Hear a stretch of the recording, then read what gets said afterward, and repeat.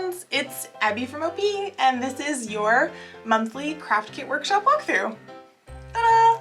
What we're doing today is we are doing the craft kit part of our slime science party that we're having as the workshop aspect of this video, because science is fun, especially when you combine it with crafts. I think that everybody has the possibility to be a scientist and be interested in scientific things the same way that anybody can be an artist.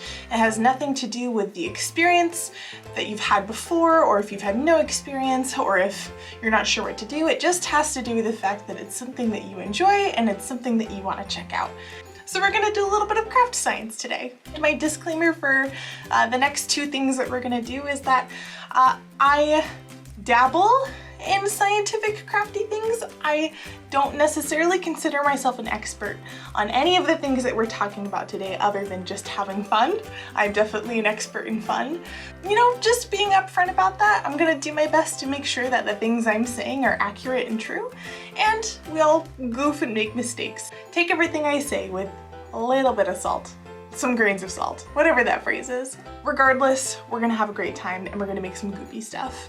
The first type of slime we're gonna make, because we're gonna make two types, is your classic stretchy slime. The supplies you're gonna need out of your bag are Elmer's Magical Liquid, your bottle of glitter glue. I picked yellow because, if you can't tell, I really like yellow. A little jar of beads, a little jar of glitter, and one of your bowls and spoons.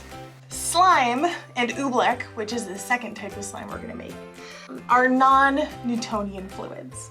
And so basically what that means is that these fluids, like slime, don't follow the same physical laws around how they move and how they work that fluids like water do. Non-Newtonian fluids, like slime, become more liquid or more solid when under force, as opposed to Newtonian fluids like water, which are only affected by things like temperature to make them either harder or softer. That's kind of a cool fun fact, and a great way to bring in some science around how slime works, because it's always nice to know how things work. First, you're gonna take all of your glue and you're gonna put it in your bowl, which feels a little bit silly. It might take a little while to get all your glue in there. You can put the lid on. What can help is put the lid on and you kind of shake it with the point down, make sure your lid is on tight. And then you should be able to help move some of that glue a little closer to the opening of your bottle. Kind of like when you need ketchup, but it's not coming out. Which apparently the internet says that ketchup is a non-Newtonian fluid, but I did not fact check that, so take that with a grain of salt for sure. I think all food, really cooking and all food comes down to like chemistry and chemical reactions and how heat affects matter. So food is definitely science. Science is everywhere. It just sneaks its way in. But once you have your glue in here, you add your glitter next. And you don't have to add your glitter if you don't want to. I just put it in there for fun, because who doesn't want extra glitter and they're already glittery glitter glue? So I'm just dumping all mine in there. I'll have to pick that up later. Please don't throw your glitter bottles. That was not, just do as I say, not as I do, I guess. Anyway, go ahead and give that a good mix with your spoon. So your glitter is, and if you don't want to risk changing the color of your glue, like I said, you don't have to add your glitter. Mine became kind of this cool coppery color, and I'm really excited about it because it's like gold slime. So give that a good mix. Once you've mixed your glitter into your glue, well, you are going to add this whole bottle of Elmer's Magical Liquid. This has the activator that's going to create the chemical reaction within the glue that makes it slime, which I have another fun fact about that. So slime becomes a non-Newtonian fluid, which is what we were talking about just a minute ago, because glue has a lot of polymers in it, and a polymer is basically just a long chain of molecules that connect together. So like a DNA strand is an example of a molecule or a polymer. Or hair or wool. Hair and wool are also polymers. And when you add the activator. It starts to connect all of those polymers that are in the glue, not all the way, but they stick together a little bit more. And that's what makes it kind of clump together, because all those polymers are kind of like holding the hands and then they kind of let go, and then they hold hands again and they kind of let go again. So they tense up and they connect, but not completely. So go ahead and add in your whole bottle. And this is the part that does take a little bit of time, is you just need to mix gently at first. We don't want to be spilling over the edge of our bowl, but you just gotta keep on mixing with your spoon until all of that liquid is incorporated into your glue. And it might take a little while, so just be prepared to keep on stirring. It's gonna get a little harder to continue mixing, and that's when you want to take your spoon out and you're gonna start mixing with your hands. It's gonna be a little bit gross, but you signed up for slime and here it is. Get your hands in there and just go ahead and like squish it around until it really starts to bond together. One other tip about this kind of slime is that if you like really stretchy slime, or like even stretchier slime than maybe like, or stretchier slime over firmer slime, one thing you can do is you can add 2 tablespoons of water to your slime, and that will make it a little bit stretchier. I'm not going to do that because I like my slime a little bit thicker, but you are welcome to if you want to. And it might, oh man, this is, it's slime. Ooh, sticky. I think the goal is to keep on squishing it until it doesn't stick to your hands anymore. Or not like, it doesn't stick to your hands as much. Oh my gosh.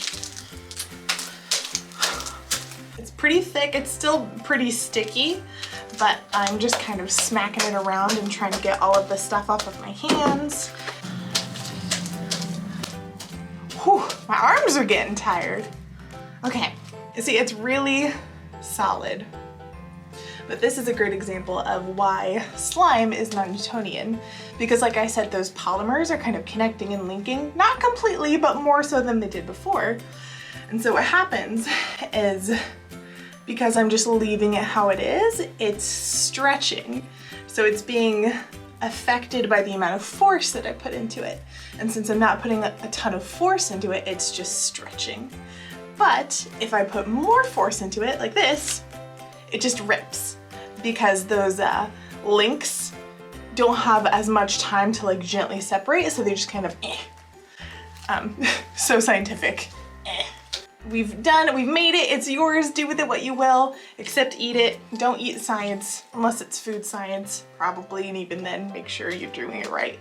There's one other kind of fun option we can do with this, where make like a little like pocket with your slime. And you don't have to do this if you don't want to, but I like the texture. You can go ahead and add your little thing of beads. You can add all of them, some of them. I'm just gonna dump all of mine in, and then just fold them into your slime and start scrunching it together. But that way, this becomes a really cool sensory tool that you can use if you really like to play with textures or really like to fiddle with stuff. Now there's that extra element of beads in there to kind of keep your hands and your brain entertained. As you can see, kind of stuck in there pretty well. This is probably the most beautiful slime I've ever made. Look at this color. Isn't that beautiful? It totally matches. I did not do that on purpose, but I'm really happy it worked out the way it did. So congrats! We are going to make the second type of slime included in our kits, which is our oobleck. Which is, I guess I called it oobleck just because I think when I first learned about this type of slime, that's just kind of what my school called it, and it just kind of stuck with me. What you need for this one from your kit is you're going to need your bag of cornstarch. Make sure you don't open that before we need to, because it will get everywhere. A spoon, your other bowl, a marble, your food coloring, and a half of a cup of water. I have another fun fact about this type of slime. So we talked about how with stretchy slime, it is a non-Newtonian fluid because of the way that the polymers link and break. But cornstarch and water, which is what make up oobleck, create a non-Newtonian fluid in a different way. And remember, non-Newtonian means it doesn't follow Newton's laws for liquids in terms of how temperature affects whether they're solid or liquid, right? So if you reduce water's temperature, it becomes ice. If you heat it up, it becomes gas, etc. But with non-Newtonian fluids, they change consistency based on the amount of force or friction you apply. Cornstarch is very, very small.